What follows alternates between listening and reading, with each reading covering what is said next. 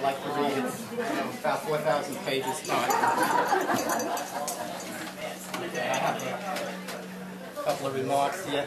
I'd like to, first of all, thank everybody for attending. I know that a lot of you have substantial effort and expense to travel great distances to be here, while others, like myself, are fortunate enough to rent an apartment in the basement of this very restaurant. Close the door. In fact, this is actually, yeah, Close the door.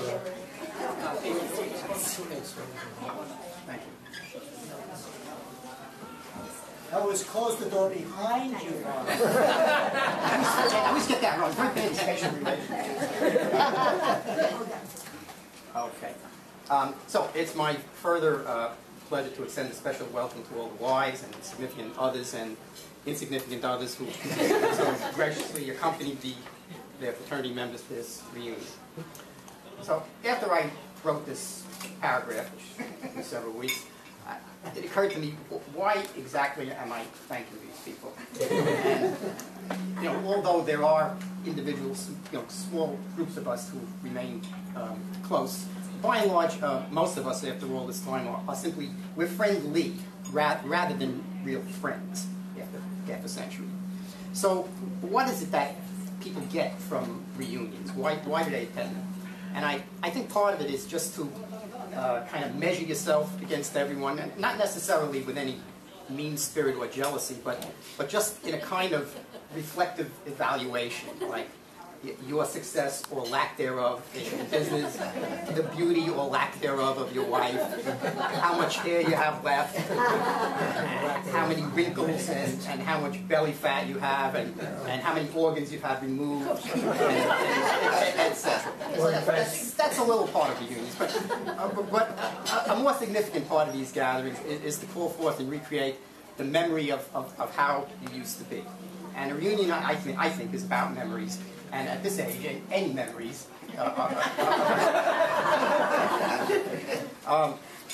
So at last year's reunion, we were asked to, what is our most vivid recollection of Cooper? Somebody asked that question. We kind of went around the room.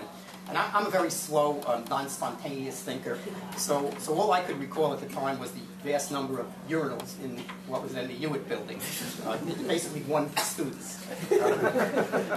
But recently I had occasion to check the Golden Legion yearbook write-ups for the graduating class of 1962, which is the 50th anniversary this year. And that was the year the Mets were founded, by the way. Suggest something. And I observed how many people said in the write-ups that they absolutely loved the Green Camp experience in their freshman year. Everybody, well, I had it different. I personally found Green Camp to be a traumatizing. I get PTSD flashbacks from it.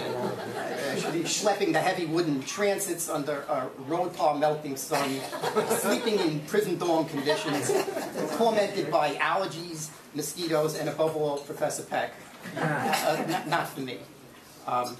But that memory kind of stimulated other recollections that I had. And I just want to share a few of them, and everybody who'd like to is certainly invited up here to do the same or say whatever they like.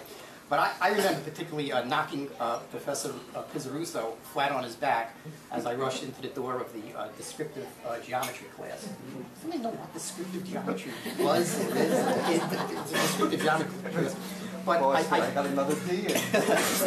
I do remember, though, that in that same class we had a guest lecture from Professor Mary Blake, and she was asking how many students took more than 2 hours to do a particular homework, and a number of people raised their hands. Stu, of course, did it in less than about 15 minutes. But a number of people raised their hands. Took more than 2 hours, and then some people did. How many took more than 3 hours? How many took more than 4 hours, etc. And I was the only one to raise my hand at more than 5. The last student in the class, I thought, until one final person reluctantly lifted his arm at 7 hours. And I knew right then that I had a friend for life. I remember the time Professor Tallman proclaimed that he could only understand any devices with only, he could not understand any device with only 3 terminals, which was left out, or transistors from this knowledge base. I remember the time Professor Armanakis was trying to explain vectors in the statics and dynamics class, and he said, if I see a vector in the hallway pointing to the men's room, I follow. This is an idea of vectors. I remember the time Ira Whitman won a radio show prize for identifying Earth Angel. Now, not the familiar version that we all know by the Penguins. This is the Earth Angel as sung by Johnny Tillotson, and it was a 45 RPM record, but it was played on the radio at 33. Probably a That was pretty good. I remember the several times Howie Wachtel would tie a string around Carl Levitt's wrist and would loop the string over a ceiling pipe in our house on 8th Street and would reel up Levitt's hand for crucial votes on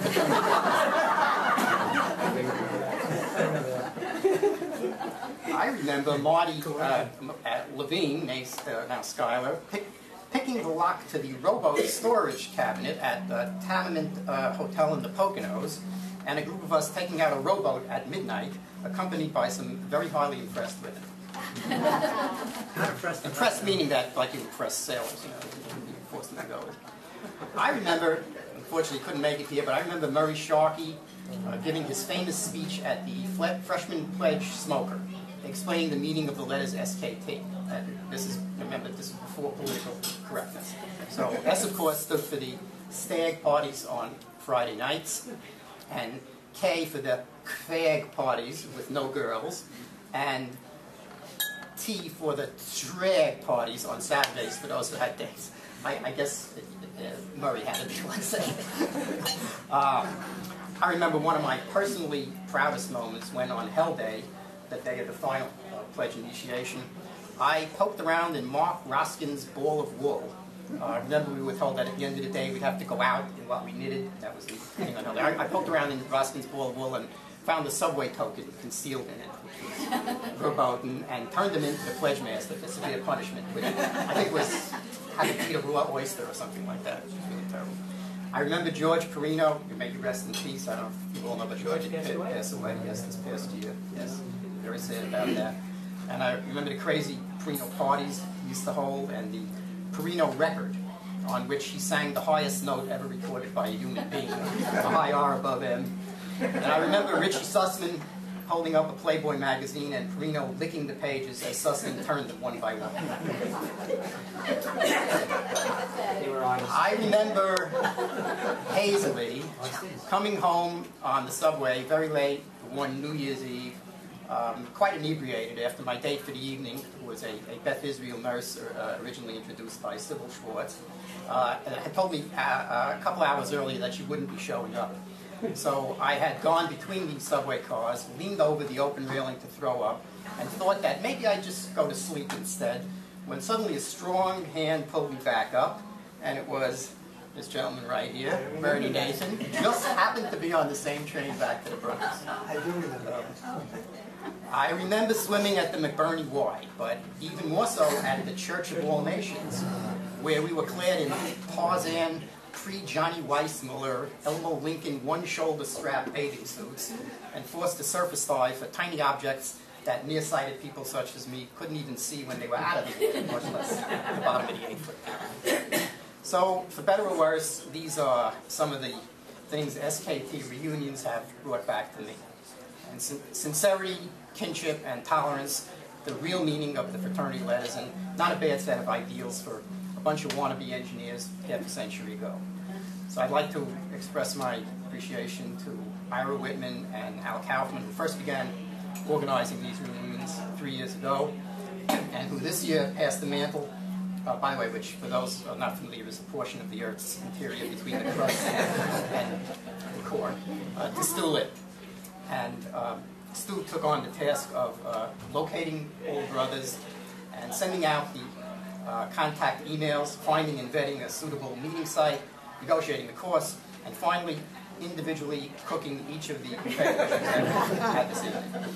So during this period, he's also prepared an 8-hour address covering all of man's knowledge, which he will now deliver.